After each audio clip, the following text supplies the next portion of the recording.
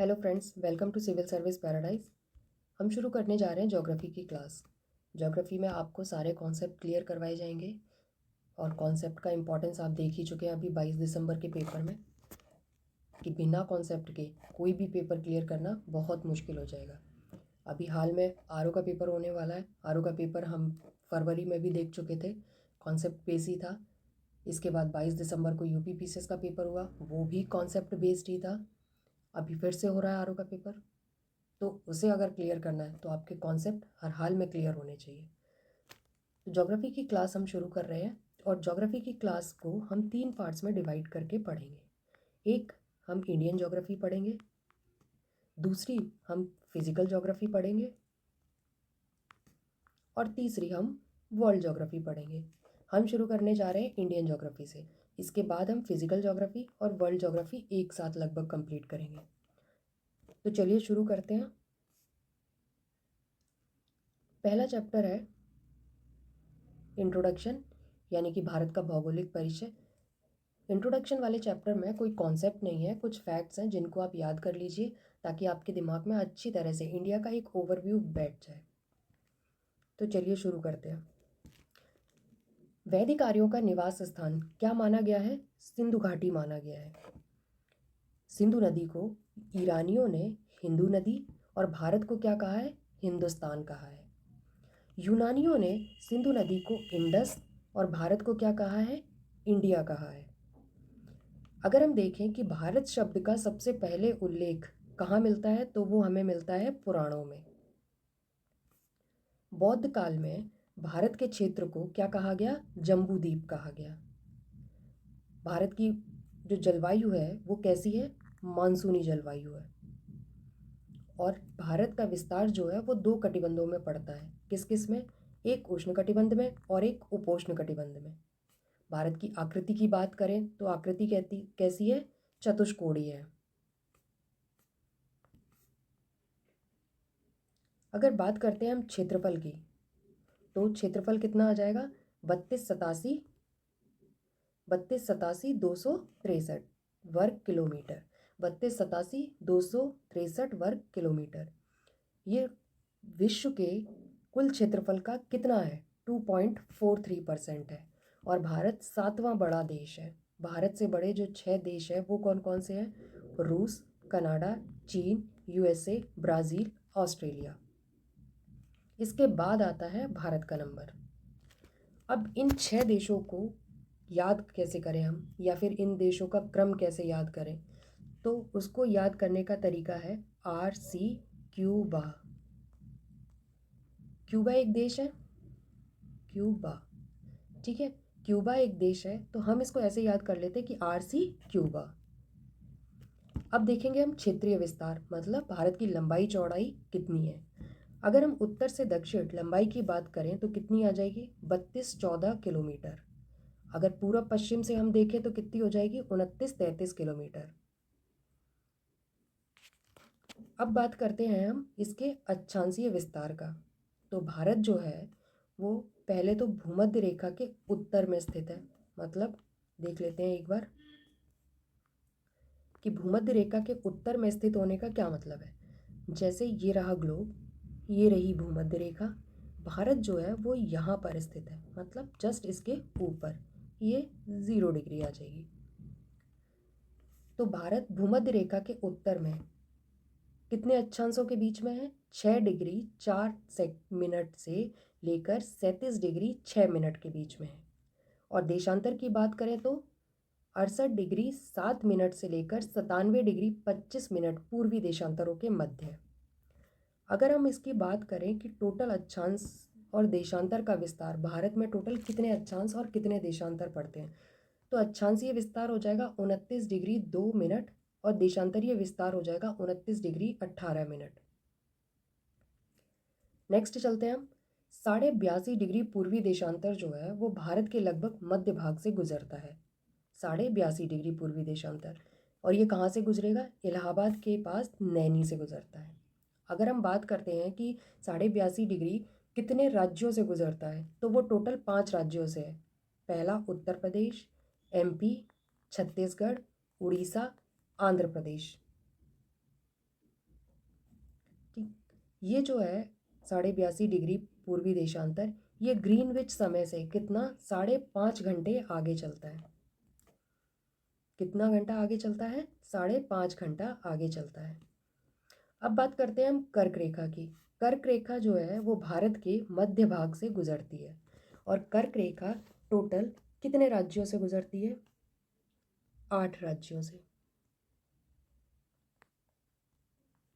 कौन कौन से वो राज्य हो जाएंगे? गुजरात, राजस्थान, एमपी, छत्तीसगढ़, झारखंड, पश्चिम बंगाल, त्रिपुरा और मिजोरम।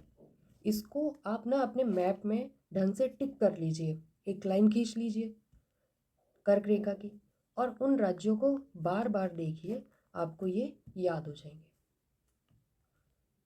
चलिए अब आगे चलते हैं। अब बात करें हम भारत की सीमा की, तो भारत की जो स्थलीय सीमा की लंबाई है वो कितनी है? 15,200 किलोमीटर। अगर मुख्य भूमि की तटीय सीमा की लंबाई की बात करें हम, तो कितनी हो जाएगी? 6100 किलोमीटर है। अगर हम तटीय सीमा की लंबाई द्वीपों सहित लें, मतलब जितने भी द्वीप हैं उनकी भी तटरेखा की काउंट कर लें, तो 7516.6 किलोमीटर आती है। अब इन सबको जोड़ लीजिए तो टोटल सीमा कितनी हो जाएगी? 22,716.6 किलोमीटर आएगा। अब नेक्स्ट हम बात करें कि शीर्ष तटरेखा वाले राज्य कौन कौन से हैं। शीर्ष तटरेखा मतलब सबसे ज़्यादा लंबी तटरेखा किस राज्य की है, तो वो हम देखते हैं गुजरात की है सबसे ज़्यादा, इसके बाद आता है आंध्र प्रदेश, फिर आता है तमिलनाडु, फिर आता है महाराष्ट्र, और अगर इसके आगे भी लिख करना चाहे तो 5वें नंबर पर आ जाता है केरल।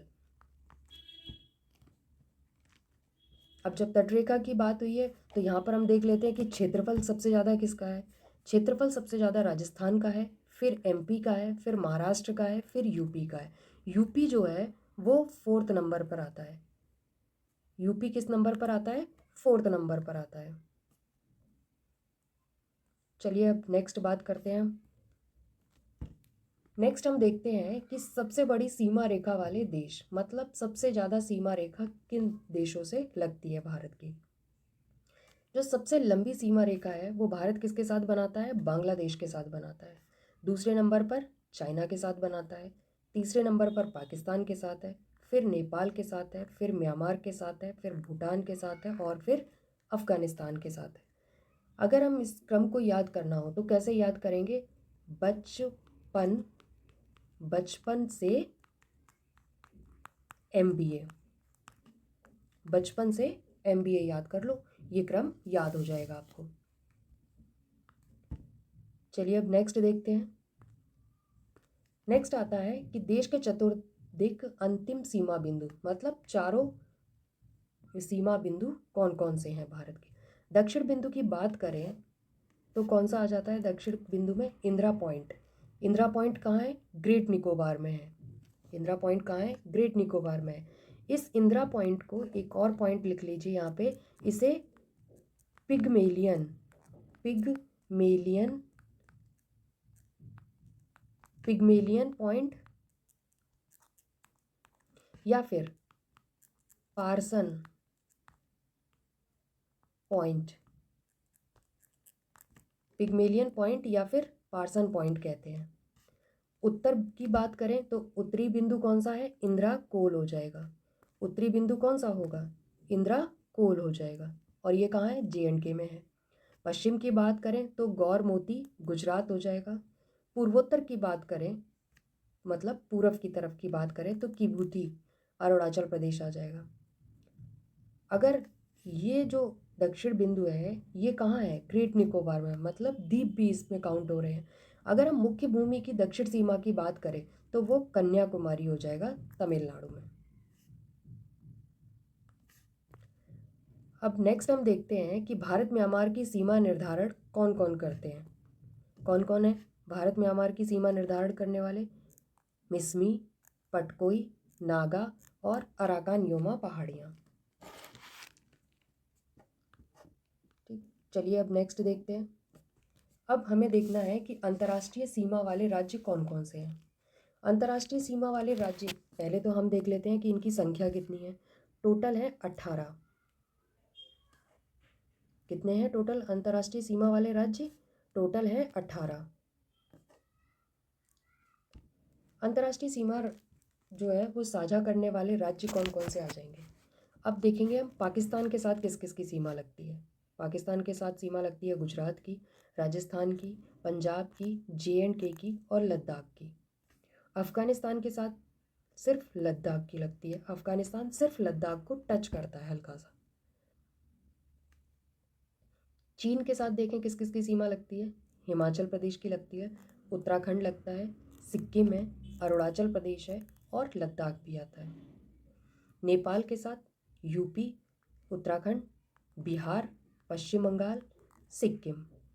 भूटान के साथ सिक्किम की है, पश्चिम बंगाल की है, असम की है और अरुणाचल प्रदेश की है। बांग्लादेश की बात करें तो पश्चिम बंगाल, असम, मेघालय, त्रिपुरा और मिजोरम। म्यांमार को देखें तो अरुणाचल प्रदेश, नागालैंड, मणिपुर, मिजोरम आता है।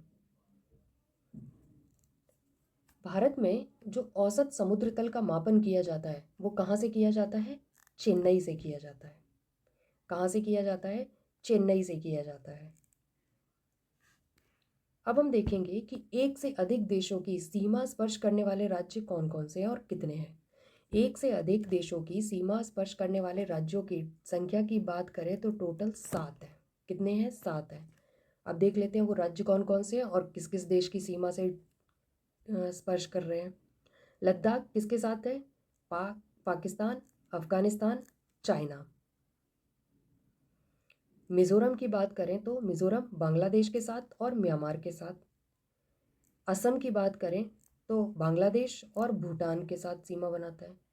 अरुणाचल प्रदेश चीन, म्यांमार, भूटान। उत्तराखंड देखें तो चीन और नेपाल। पश्चिम बंगाल बांग्लादेश के साथ, नेपाल के साथ और भूटान के साथ। सिक्किम नेपाल के साथ, चीन के साथ और भूटान के साथ है।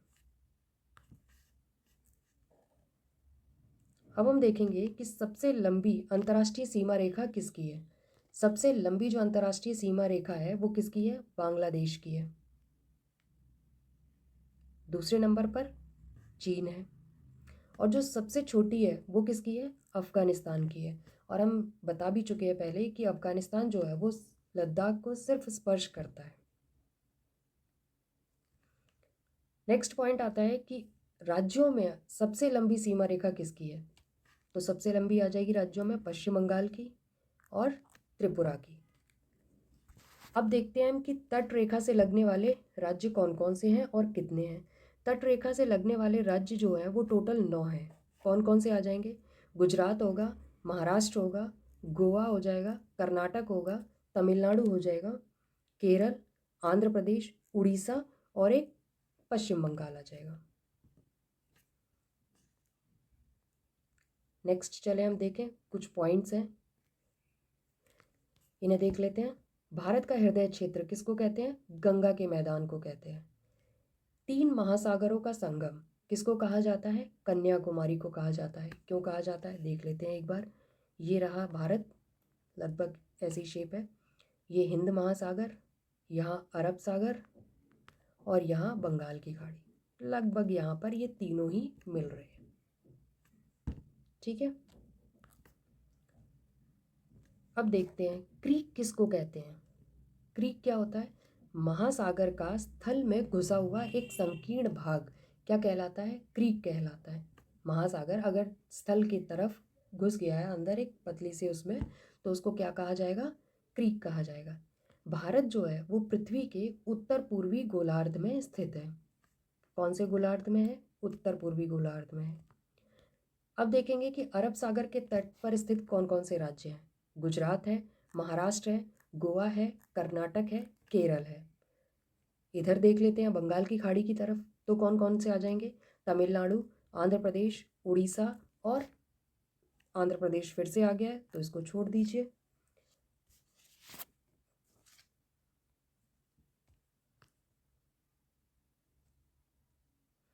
नेक्स्ट हम देखते हैं कि भारत और चीन के बीच सीमा रेखा कौन कौन सी है? मैकमोहन रेखा है। और ये कब करी गई थी? शिमला समझौता 1913 से 14 के बीच में हुआ था। उसमें ये डिसाइड करी गई थी। नेक्स्ट आता है कि भारत पाक के बीच में कौन सी है, रेड क्लिफ रेखा है। ये कब बनी, 1947 में। इसे क्या कहा जाता है, अध्यारोपित या मानवकृत सीमा रेखा कहा जाता है।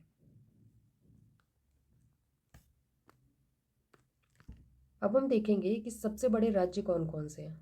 सबसे बड़े राज्यों की बात करें या क्षेत्रफल के हिसाब से बात करें, जो हम पहले भी देख चुके हैं, पहला राजस्थान है, दूसरा एमपी है, तीसरा महाराष्ट्र है, चौथा यूपी आ जाएगा, और सबसे छोटे की बात करें तो गोवा हो जाएगा। सबसे बड़ा केंद्र शासित प्रदेश कौन सा होगा, लद्दाख होगा, और सबसे छोटा कौन सा हो जाएगा, लक्षद्वीप होगा। अगर हम बात करते हैं कि सबसे बड़े जिले कौन कौन से हैं, तो पहला है कच्छ, दूसरा लेह, तीसरा जैसलमेर, चौथा बाड़मेर, पांचवा बीकानेर है। जनसंख्या की दृष्टि से अगर सबसे बड़े जिले की बात की जाए तो कौन सा है, ठाणे है महाराष्ट्र का। सबसे छोटा जिला कौन सा हो जाएगा, माहे, पांडिचेरी का। ये सिर्फ कुछ फैक्ट्स हैं जो आप याद कर लीजिए, कहीं ना कहीं आपको पूछे जाएंगे या किसी में यूज़ हो जाएंगे, तो वहाँ काम आएंगे आपके। अब हम देखते हैं कि मठ, बौद्ध मठ कौन कौन से किस राज्य में है। धनकर मठ कहाँ है, हिमाचल में है। ताबेन मठ कहाँ है, हिमाचल में है। काई मठ ये भी हिमाचल में है। रुमटेक मठ ये सिक्किम में है, सॉरी। एक चीज़ और हम बताना चाहेंगे, आदमपुर, ये पूछ लिया जाता है क्या है ये और कहाँ है ये।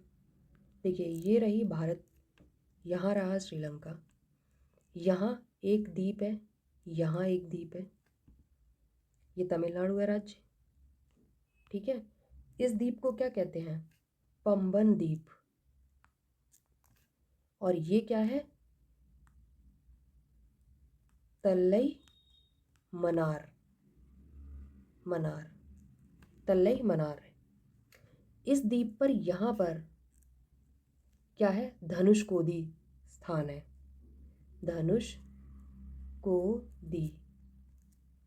धनुषकोडी स्थान है। इन दोनों के बीच में ये है आदम का पुल, और ये कौन सी है, ये मन्नार की खाड़ी है, मन्नार की खाड़ी, ठीक है। अब चलते हैं हम नेक्स्ट, कुछ प्रमुख सागर तट हैं उनके बारे में देख लेते हैं। जैसे गुजरात की बात करें तो गुजरात में कौन कौन से आ जाएंगे, एक चोरबाद खाड़ी, मांडली खाड़ी, गोपनाथ की खाड़ी, भेड़ावल की खाड़ी। फिर देखते हैं हम नेक्स्ट गोवा में है देवका, जयपुर और लॉसन्स। फिर आता है कर्नाटक में आ जाएगा पारंबुर खाड़ी, देवबाग खाड़ी, गुंडूदीप खाड़ी और समुद्र खाड़ी। लाइट हाउस खाड़ी कहाँ पर है, ये केरल में आ जाएगी। आंध्र प्रदेश की अगर हम बात करें तो आंध्र प्रदेश में होगा ऋषिकोड़ा, सागर तट, भेड़ारेख खाड़ी, सिक्किम और भीमार्जुन पत्तन। पश्चिम बंगाल में गंगा सागर, शंकरकर और दीघा। इसके बाद है कुछ पर्यटक स्थल हैं जो देख लें किस किस राज्य में पड़ते हैं। चक्राना कहाँ पर है, उत्तराखंड में है। कलिंगपोंग पश्चिम बंगाल में है। लाफलांग असम में है। कुफरी कहाँ है, हिमाचल प्रदेश में है। उडवाड़ा ये गुजरात में है। पॉइंट कैलीमर ये तमिलनाडु में है। अब हम नेक्स्ट देखेंगे भारत में कुछ उष्ण जल स्रोत हैं, वो कौन कौन से हैं और किस किस राज्य में पड़ते हैं। पूगा और पनामिक घाटी ये कहाँ है, कश्मीर घाटी में है। पूगा और पनामिक कहाँ है, कश्मीर घाटी में है। मणिकड़ कुल्लू घाटी में है। सोहना हरियाणा में है। ताल बीच अलवर में है। नारायणी जयपुर में है। सहस्त्रधारा देहरादून में है। राजगीर बिहार में है। पंचमहल गुजरात में है। तो आज हमारा इंट्रोडक्शन का चैप्टर ख़त्म हुआ है। कल हम आपको जो करवाएंगे वो है भारत के भौतिक प्रदेश। अब यहाँ से आपका कॉन्सेप्ट की कहानी शुरू होती है। तो बस यहाँ तक के लिए थैंक यू, और प्लीज़ लाइक और सब्सक्राइब ज़रूर करिएगा।